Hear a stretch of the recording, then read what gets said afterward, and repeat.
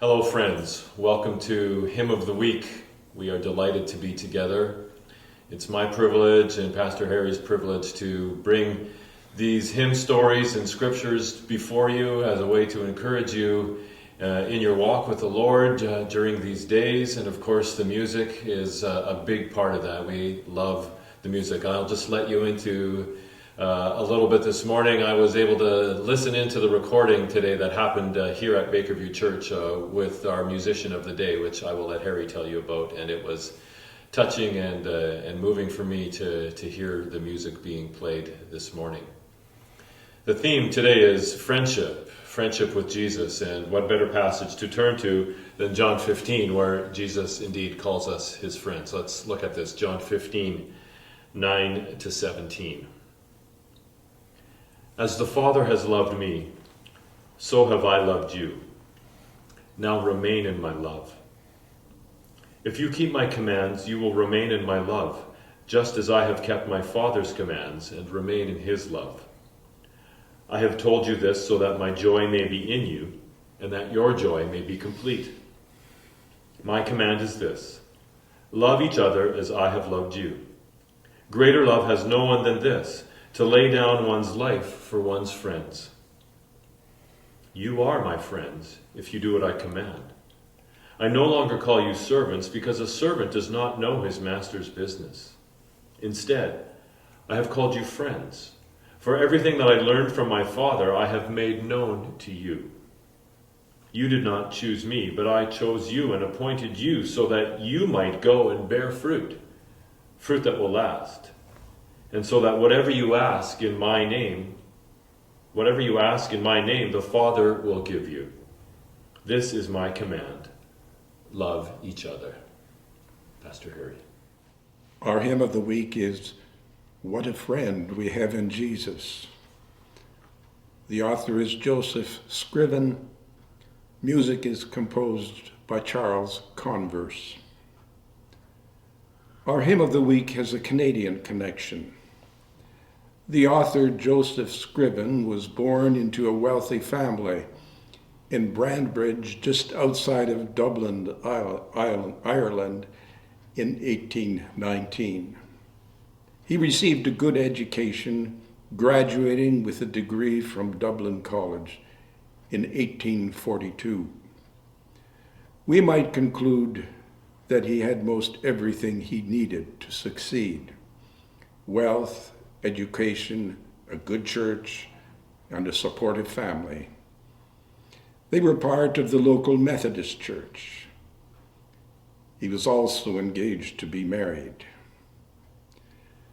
But in 1843, the day before his scheduled wedding, tragedy struck. His fiancée, while riding horseback on a riverbank, her horse was spooked, and she was pitched from her horse into the river, where she drowned. It's impossible for us to imagine Joseph's heartbreak.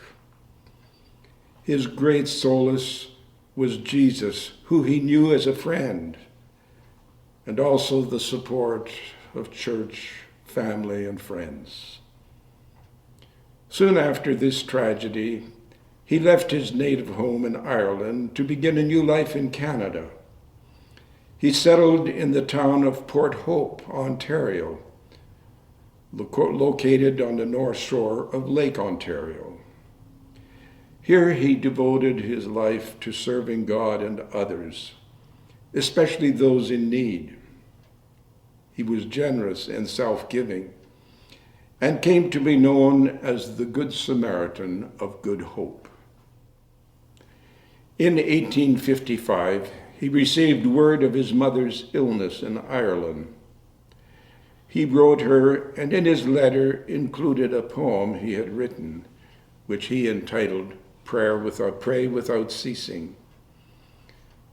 In 1857, he fell in love again and was engaged to be married to Liza Roche. But shortly before their wedding, she became ill with pneumonia and died.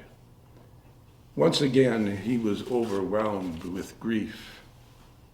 His response to tragedy was that he devoted himself even more fully to preaching, tutoring students, and helping people in need.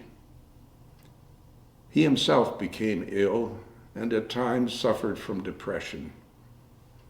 A friend who visited him noticed on his bedside table a notepad with a handwritten poem.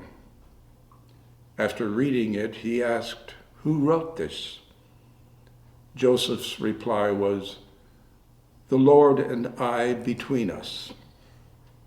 It was the same poem he had written and included in the letter to his mother, "Pray without ceasing." Joseph Scriven never wrote the poem with the intent of having it published, but it was published in a newspaper and somehow drew the attention of Charles Converse, an attorney and musician living in Erie, Pennsylvania. He set the words to music and changed the title to "What a Friend We Have in Jesus." Joseph Scriven passed away in 1886 at the age of 66. He was buried in Bewdley, Ontario, next to the grave of his second fiancée, Eliza Roche.